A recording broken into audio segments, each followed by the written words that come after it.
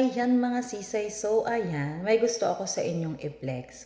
Kung gusto nyong magpaganda pero hindi kayo gagastos ng mahal at napaka-easy lang gawin itong mga DIY na ginagawa ko sa aking syempre eyebrows and eyelashes. O ayan, una kong i-flex sa inyo tong aking tattoo eyebrows. Ayan, tignan nyo naman. Actually, sinasaid ko na siya. Malapit na siyang maubos. And satisfy ako sa paggamit nito kasi gusto ko kasi yung kilay na bushy. Yung bushy na kilay lang. So, ayan. Hindi na ako nagpapatato. Nire-retouch ko na lang yung kilay ko kasi ang gusto ko ay yung bushy na style ng kilay. So, kailangan ko pa rin to para sa aking kilay. And para naman sa aking eyelashes. Mahaba rin naman talaga ang eyelashes ko mga sis. Nadodoble lang ang kapal niyan kasi nag-a-apply ako nitong false eyelashes. Kapag tinatamad akong mag-apply ng false eyelashes, ang ginagawa ko, nagmamaskara lang ako. Pero pag tinatamad ako at wala na akong time magmaskara, ang ginagawa ko, dinidikitan ko na lang siya ng false eyelashes mga sisay. Ang kagandahan lang sa false eyelashes na to is tumatagal siya ng 2 weeks. Or 3 weeks. Depende kung paano nyo iingatan ang mata nyo mga sis. At ituturo ko na rin sa inyo lahat. Itong eyelashes na to, nabibili lang din to sa mga online seller. Yan, nabili ko sa online seller to.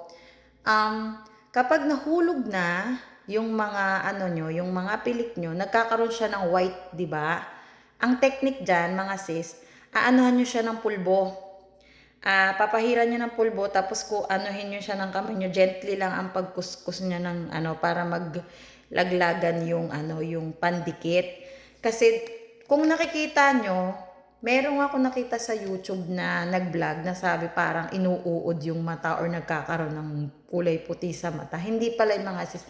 Ito pala yung ginagamit nila na false eyelashes. Na kapag natanggal na yung mga false eyelashes mo, kailangan mong tanggalin yung pandikit, yung natuyong pandikit, pero sa tulong ng powder. Kanya-kanya kasing technique yan mga sis kung paano mo tatanggalin yung powder na natuyo. So, ang ginagawa ko, kapag natanggal na or naglaglagan na ng kusa yung aking false eyelashes, ang ginagawa ko is nilalagyan ko siya ng pulbo. Paglagay ko ng pulbo sa kanya, kinukuskus ko lang siya ng gently, naghuhulugan yung kulay puti na pulbo, kasama yung pandikit dun sa pulbo.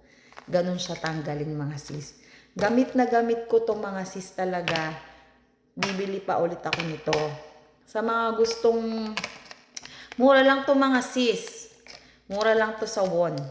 Sa ibang mga seller, umaabot siya ng nagugulat ako, 39.25. Pero doon sa binibilhan ko na online seller, napakamura lang. PM nyo lang ako sis kung gusto nyong bumili.